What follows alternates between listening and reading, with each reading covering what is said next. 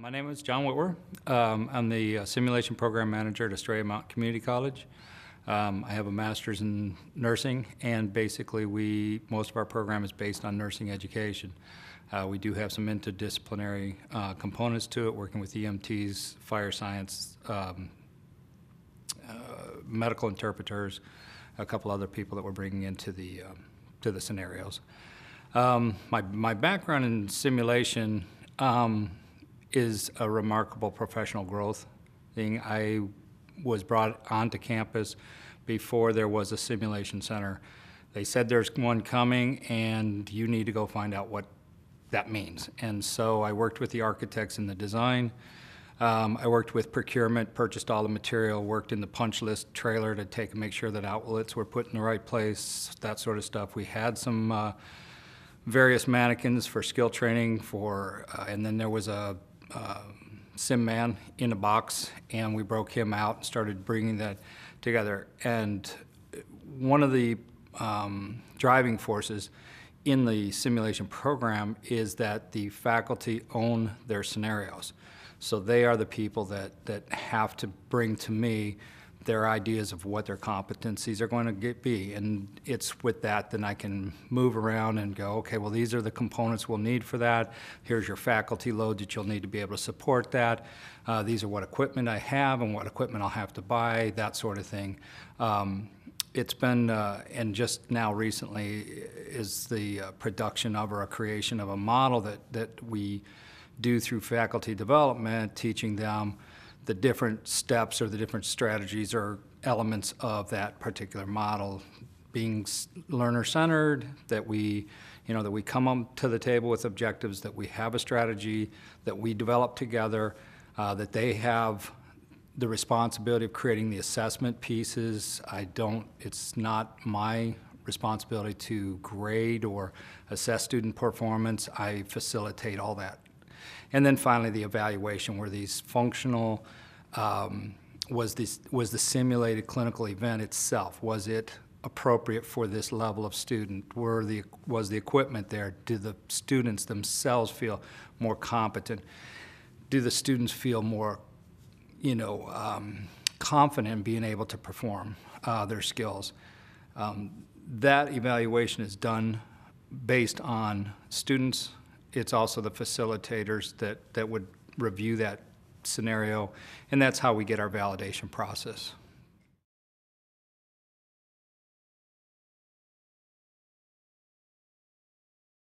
Research is a huge component, and now there's a lot of people, a lot of institutions that are putting their information out and making those things easier to capture. I did a lot of I searched the world, literally, on the internet, and then finally I drove to several of them locally to find out what worked well in this facility, what didn't work well. And one of the key components of building a successful center, I believe, would become just deciding what your workflow is. The administrative side of things, having administration go get it done, talking to the user. I've only changed one item in that multi-million-dollar building. We had speakers.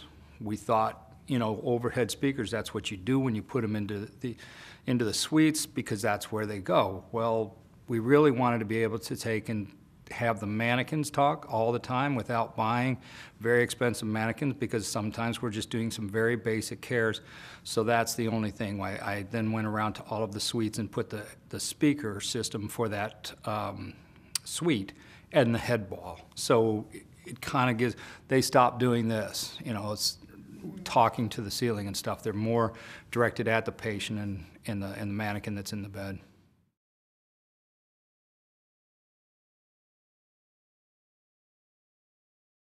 I've been working on compiling a model that I can use for faculty development in terms of creating simulated clinical events.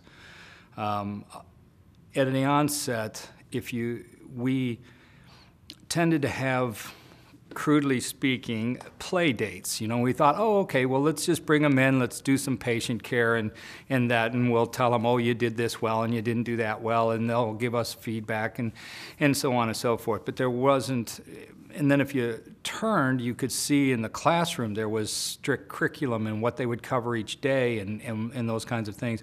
And those two worlds didn't seem at all to be alike.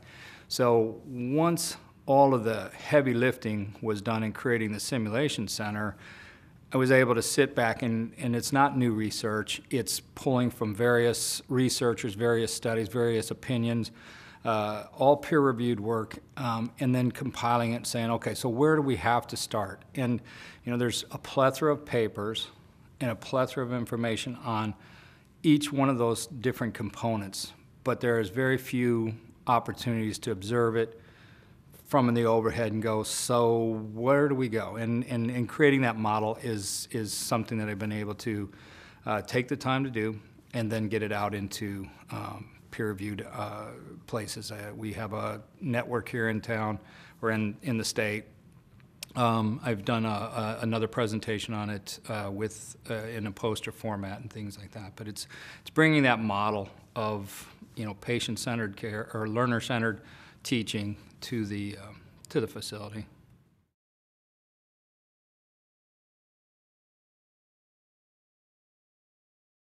This is not my first Sun conference. My first Sun conference was practically the day they said, we have this thing going up over there, could you do something? And so this was a starting point for me. It was in San Diego, what is that, 5 years ago, something to that effect. And I believe in professional organizations. I have a long history of professional organizations and things, so I understand the importance of being able to network with other people, being able to hear from other speakers, and it does two things. One, it validates what you're already doing, as well as challenges you to think at things from a different perspective. Many of these conferences that we've been to or that I've been to, there's some disconnect from what I have and what the majority of the personnel and things like that. So it's made me look more critically at our program and say, well, how come we have such wonderful faculty buy-in? You know, I don't have problems trying to get administration, trying to get faculty, trying to get staff, all the ancillary people. Everybody is on board with it, and I think what cued that for us was a pure need. There was no way I could supply multiple simulations throughout a semester myself. The faculty drive the curriculum in the first place. They're the ones that are educating them. They know what's going on. They are the ones that have direct relationships with the clinical instructors. And so now we have clinical instructors actually running the simulation, because then they take those students out to the clinical setting and they reinforce those things that they did well or didn't do well in the clinical setting. So it's a wonderful meld, and I think by pushing it back in the place where, to me, it's putting it where it belongs. The responsibility of what the material is to be covered belongs with the people who are grading and looking at that kind of performance, rather than a third party that just, you know, so.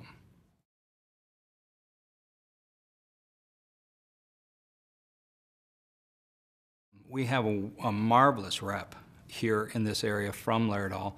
Laerdal overall has a wonderful service team. I have a problem and I can call and they'll just go, yeah, you see the ON-OFF switch? I'm like, oh, I was this close to it. And they will help me work through different processes, different things. And our contract on our SIMN has been over for years. You know, but I can still feel like I can call tech support and go, man, this thing has an owie and I need to kind of get in there and do something, and it's got like a silver thing wrapped around it. Can you do something about that? And he goes, yeah, you know the ON-OFF? Turn it to OF first. Now you can go in there and play. So I really appreciate the technical support, the relationships And, you know, these functions, again, these are not something that a company has to do. You know, there's multiple companies out there supplying multiple pieces of our equipment,